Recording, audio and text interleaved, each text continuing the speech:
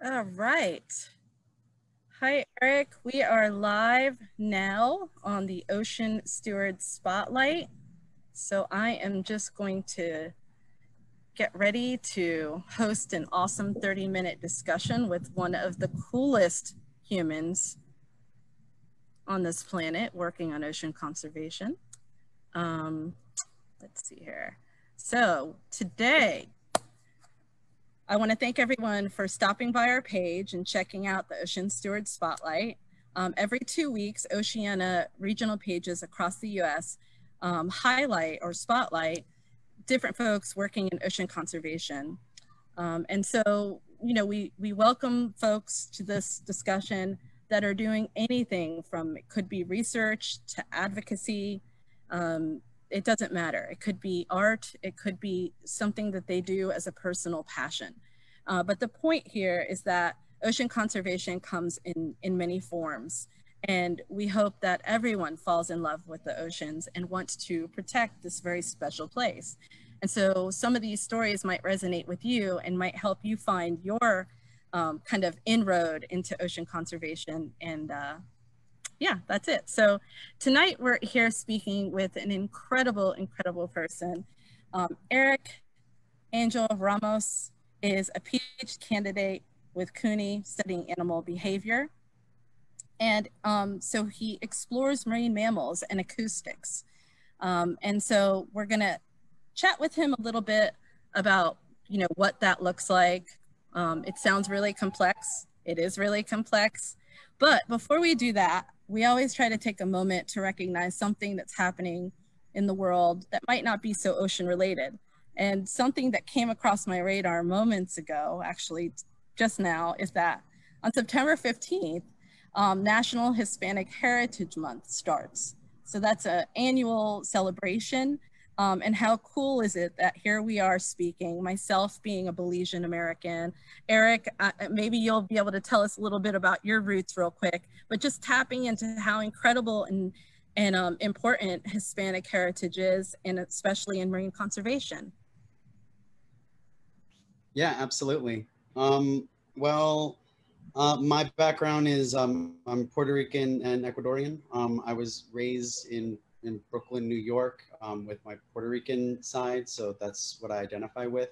I also, as I've lived in the world of Latin America and Central America, I also recognize very quickly that I'm not from a Caribbean country or a place where my family was from.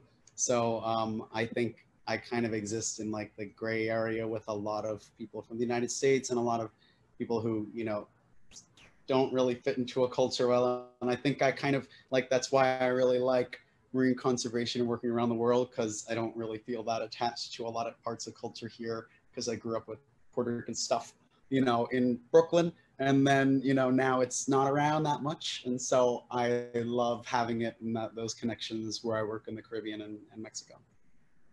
Feel you. Awesome. Well, thanks for sharing that little bit about your roots. Let's dive into this conservation conversation. Tell us a little bit more about the moment you fell in love with the ocean, that the defining moment when you decided that you needed to go into studying this beautiful ocean realm.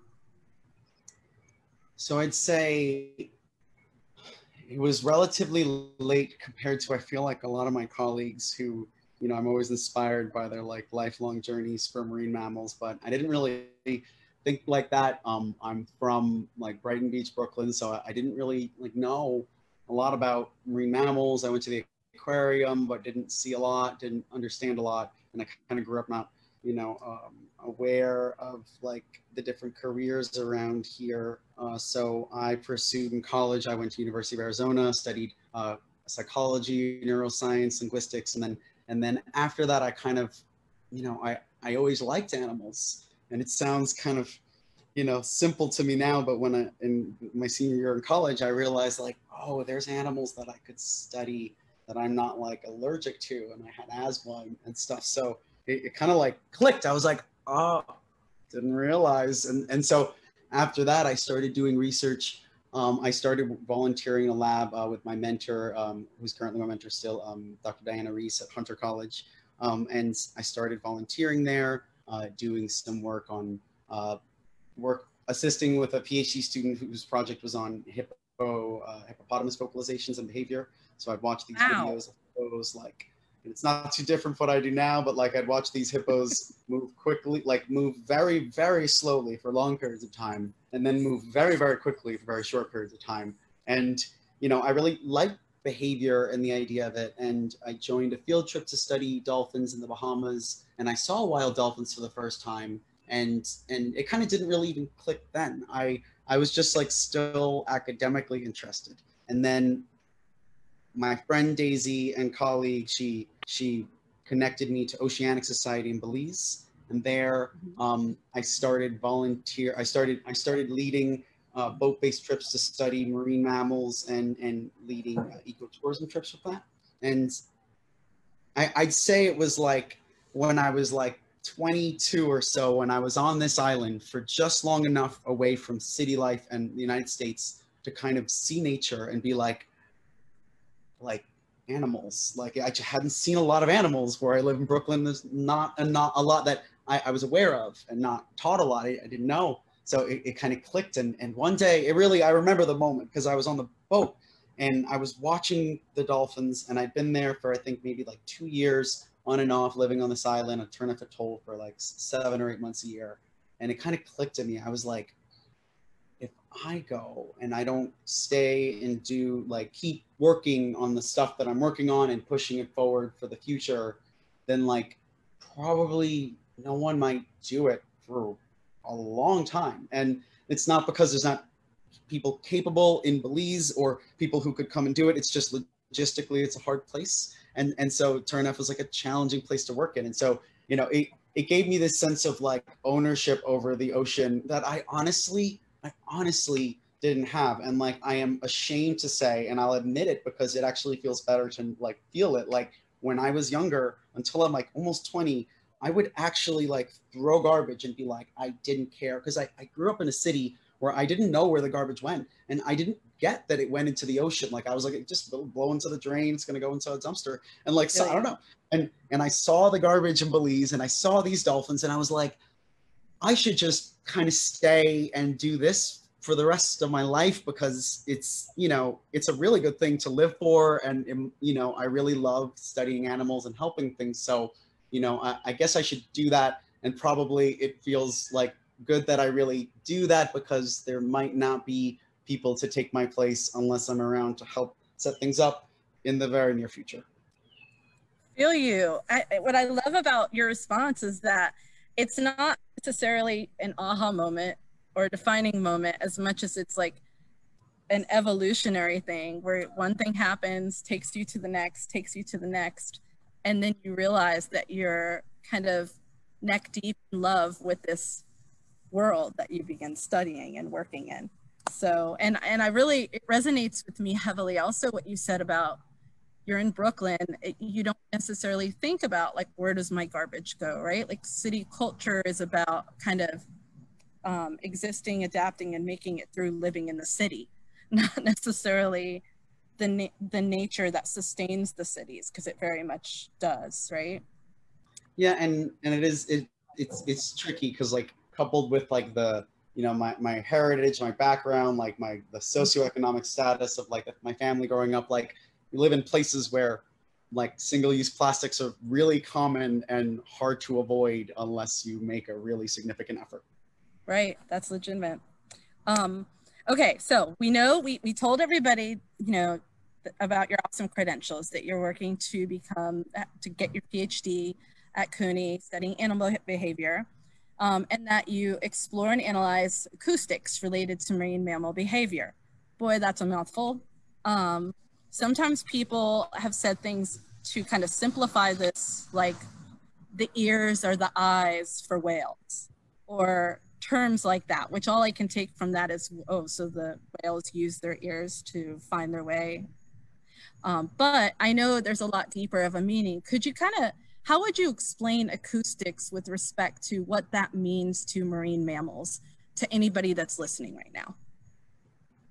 I would say that marine mammals, most of them live in worlds where acoustics is really important, in like a really important sense, like literally their sense, it's one of their more important senses for finding things and communicating underwater, where vision doesn't allow you to, it doesn't allow you to see too far, and light, the minimal light prevents, you know, like it prevents them from seeing far, even if they've got pretty decent vision relative to us, you know, some species. But underwater sound travels really well, and you know, as such, most marine mammals and marine animals have evolved ways to, you know, have evolved a lot of mechanisms of using sound in their environment, not only for communicating, you know, directly like between mother and calf, you know, whales or manatees or dolphins or seals, you know, but for reproductive purposes, to find mates in, and to coordinate feeding. Like dolphins will, you know, can in some areas can coordinate, you know, feeding and activities using sounds or certain behaviors. So sound is like a really important dimension for marine mammals. And if you don't listen underwater, you just really can't hear it. We're not built to hear what is happening underwater. We evolved for terrestrial hearing. So even if you were underwater with a dolphin right here, it would, or two or three dolphins, you wouldn't know which one was making the sound, because they don't necessarily give a tell. Sound travels quick, and you need like a bunch of different hydrophones or acoustic, you know, like ears underwater to be able to actually localize the as good as like our ears do on land. So acoustics is really important for understanding their lives, and it's also a dimension in which, you know, humans incidentally contribute a lot of pollution to through a lot of different things we do. Incidental, you know, like it could be, you know, boating activity through, you know, coastal waters, or shipping activity, or, you know, development related things like dredging, or even just, you know, here in the city, I can put the hydrophone in off the side of the beach, or off the edge of a pier, and I can hear the cars rumbling on the Belt Parkway. I can hear like, you know, activity from the city. So there's ambient sound just like leaking in. Depending on where you go, you know, it's only relevant to know more about the animals' lives and how they communicate, but to mitigate the things that we know can contribute to impacting their lives. Absolutely. So then there's, I guess, like you're saying, there's this kind of so much sound happening that impacts them, like both chronic sound, things that just happen on the daily, but then there seems to be also this kind of like event or episodic sound. So I have a question that I'm gonna go out on a limb and just ask, like, do you have any thoughts on exploration, like seismic exploration, or how that impacts marine mammals? Sure. Yeah, I think it's tricky because seismic exploration in its nature produces loud, extremely loud sounds, typically by moving this kind of apparatus against the bottom of the seafloor and using these echoes of sound reverberating under the base of the seabed to detect deposits of different resources. It's challenging because these sounds, by their nature, are loud enough and travel far enough that it's difficult for marine mammals within a really large distance of potentially tens to, I believe, hundreds of kilometers, really, or you know, tens to hundreds of kilometers maybe maximum, that like they can hear them. And if it's an area where animals are using sound for breeding and communicating, so two whales need to communicate across, you know, a 10-kilometer stretch to find each other, sound in that area moving through, you know, through a survey that's moving along a boat can potentially drive animals away or just drown them out, like, you know, the sounds of like a city street when you're trying to have a conversation, and it makes it just difficult to communicate. So there's ways in which that can happen. And in Belize, we had the experience a few years ago where there were surveys for exploration of the seafloor, where they brought in echo sounders, and then we're doing some seismic exploration, and it and the public, and I think in association with Oceana and like a campaign, were like, we're generally upset about this because it was felt that the resources of the marine environment, which are so important to the life of Belize and the Caribbean, and places with like pristine marine resources and ecotourism and natural resource management, that they, that they fish and harvest there, like that the government actually stopped the surveys. And it wasn't to say that like the surveys were completely harmful in their nature. It's that this area hadn't been studied for offshore marine mammals. We published some work reviewing aquatic mammals in Belize in the area, and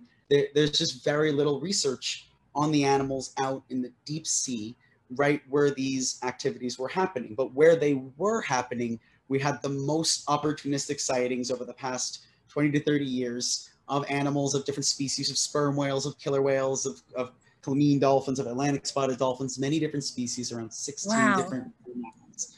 And so it was, without knowing what the effects are, I wouldn't recommend continuing to do it, because we need to know what's there and if animals are there. And it's very challenging with marine reserves and a beautiful coral reef system of the Mesoamerican barrier reef, all of which areas that are shown to have like biological impacts from sound, including like disrupting communication of coral reef that are trying to attract, that are trying to spawn using like certain kinds of acoustic cues. There's just a lot of ways, and you really need to know the area where you're doing it and to show that it's not actually harmful before you do it. I like firmly believe, and I don't know if there's places where you can safely do it to not bother marine life, but I think the burden should be to show that you're minimizing risk at maximum using studies and understanding of what the real impacts are.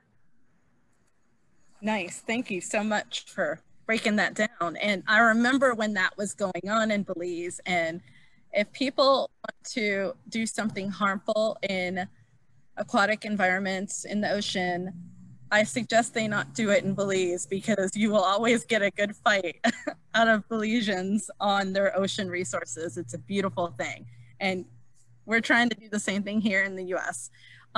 Okay, so the next question that I have for you is, for folks that maybe are just getting their feet wet, or just growing interested in working in the oceans, whether that's research or policy or whatever, what would you say to them to encourage, like, how to take their first steps? Do you have any kind of remarks on that to encourage folks to go for it and to get involved in marine conservation?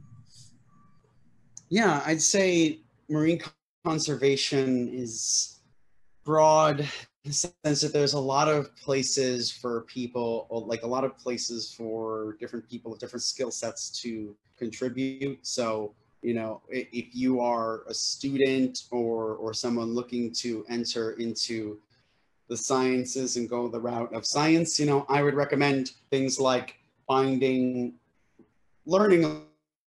about what's happening, finding out about like research studies, be volunteering, looking for internship opportunities, and then, staying and immersed in it as much as possible, while coupled with the reality of needing to learn skills, like marketable skills, because it is challenging environment. So things like programming and coding, like more math class, as much as, not everyone wants to keep doing it, statistics, things like these, GIS stuff, different kinds of biological, technical skills are really important, especially if you're starting, to do a career where like it's part of what's competitive, but it's also what gives you the chance to do the work. And there's a lot of research organizations around the world where you can volunteer, especially now in these times where there's a lot more things set up remotely. But hopefully as things shift for the future, there are a lot of like internships, volunteer opportunities with different organizations, both unpaid and paid, and ones that will connect you to the environment. And marine conservation, I feel like it's like kind of like a lifestyle, in the way that like a lot of things have to be like kind of cultural for you. You stay immersed by learning about it, by reading up on the science. And then if you're not into, actually going into science route, there's policy, you know, there's law, there's, you know, actual like ways in which you can contribute through a career-based profession, but then there's also ways in which you as a person, you know, through connecting, through social media, through communicating science, through like disseminating information, through engaging with like content and learning. I feel like learning and educating yourself is constantly one of the most important things, but also helping break barriers for different communities that don't always, you know, maybe think this way. So I think a lot with my family that, you know, not everyone was raised with a lot of scientific background or education or awareness. And I think also, you know, where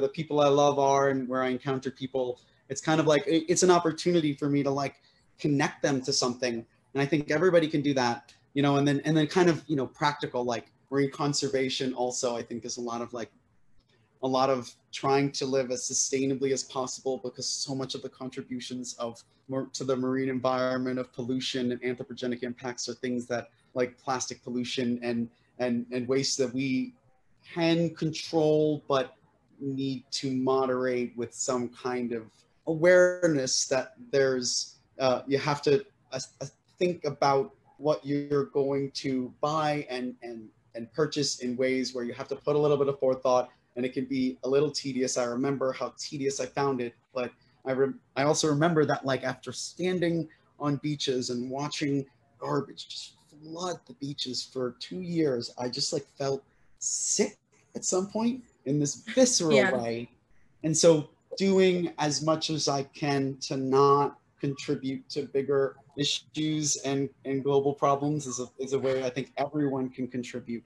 But there's a lot of ways to, you know, to contribute to marine conservation. I encourage people to find like, connect to different resources online. And I'm one of the student members at large for the Society for Marine Mammalogy, and we advocate for students in the sciences and for students interested in marine mammals and people interested in marine mammals. And so we have a Facebook group that people can follow if they follow me through my page, or I can share it through, I can share it in some way. It's the Society for Marine Mammalogy Facebook student group, and it's where we share resources. We also try to do that through social media and a lot of remote connection. And so I think connecting to a community, and then with a direction and a goal, and with the energy to like try to do well at something that's going to contribute to that is a good recipe.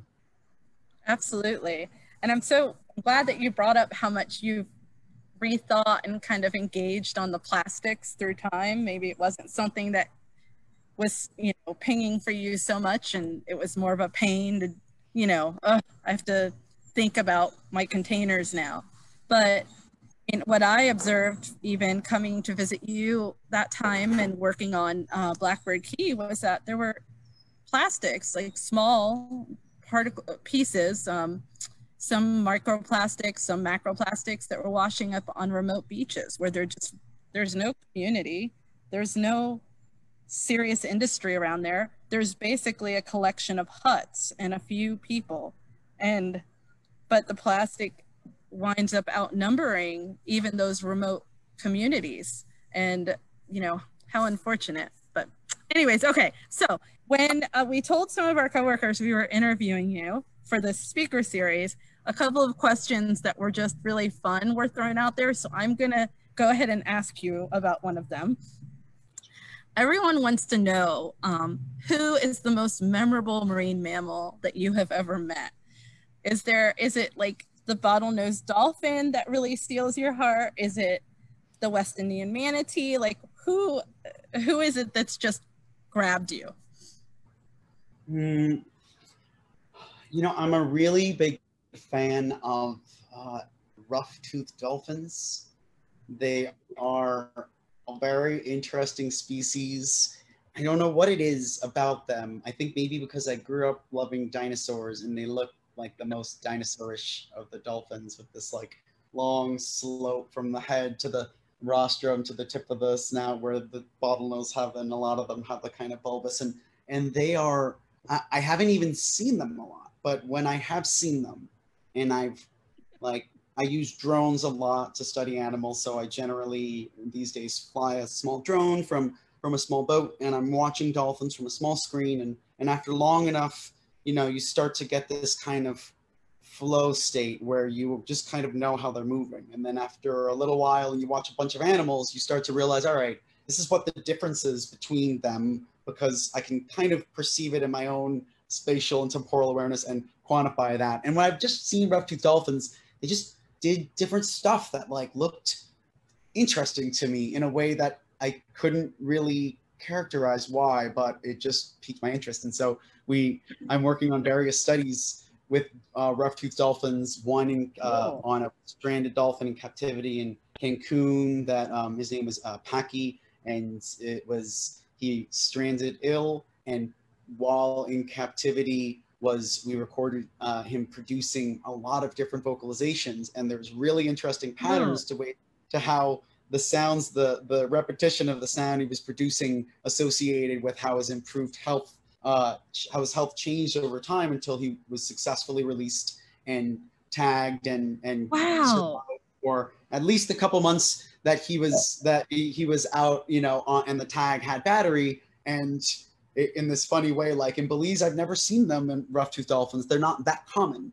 They might have been at some point. They are in some places, but I've never seen them. And so this dolphin and its tag date, it went straight from Mexico down from Isla Mujeres in the Mexican Caribbean, just straight down to Honduras. And I was like, they didn't even like stop by Belize. They passed by. And it just might be that their populations, we know there's populations in Honduras, but I found it so interesting that this animal zipped this far down. But just like little things about them. And we recently published a study on food sharing of rough-toothed dolphins in the Pacific coast of Mexico, where I work with the Whales of Guerrero Research Project. And there we do surveys and studies of these animals. And I flew a drone this year, and we saw these dolphins, a group of 4, and 2 dolphins were passing a fish back and forth and doing this kind of crisscrossing behavior, dropping the fish, picking it up, breaking it up, chewing it, going again in a crisscross. And it was kind of really funny because while they were doing that, some of these dolphins were having sex in ways that also looked funny. And so, but they were like at the surface this whole time.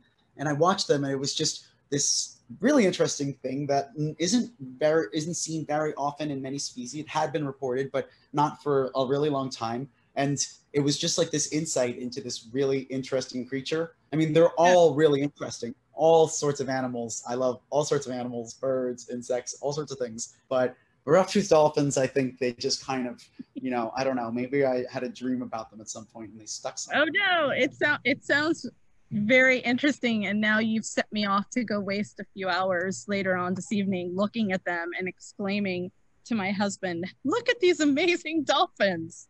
So thank you for hipping me to that. Oh man, look, okay, it's 6:28 and we could talk to you for like a few days practically, but we're coming to a close here with our time, and hopefully we'll be able to get you back to talk with us again on Oceana's Facebook pages. But I want to make sure that we end this series by at least pointing out to folks one of the groups that you work with. And I believe I'm correct in saying that you work with Fins, right? You sent me this awesome organization here, and there's their website right there. So finsconservation.org. Want to say a few words, Eric, before you take off, because we're going to close out in just a minute.